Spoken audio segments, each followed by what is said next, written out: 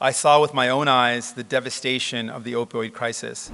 There's two clear failings. One is we need this to be declared not just in words a national crisis, but underneath the Emergency Act, a national public health emergency. What that would do is immediately open up funding to those who are on the front lines, actually saving people's lives. And most importantly, the current overdose prevention sites are outside of the legal framework. If we declare this a public health emergency, they would be brought underneath the legal framework. Just like if we had a Zika virus outbreak and we saw 3,000 people dying, I'm pretty sure we would immediately see some action on this. This is the same thing. This is a massive health crisis, and we need to treat it as such. Our approach is to continue with this path of criminalization. That's not actually helping people. It's not putting our priorities where they should be. Our priorities should be on harm reduction, support services, rehabilitation, and instead we're putting our resources towards incarceration, arrest, and prosecution.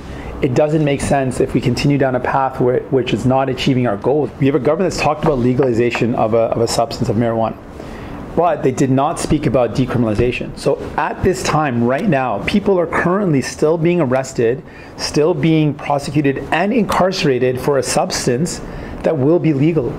The fact that the government didn't understand that if you're going to legalize something, you need to immediately decriminalize so that people aren't languishing in jails, people aren't being prosecuted, so our resources aren't going towards this right now.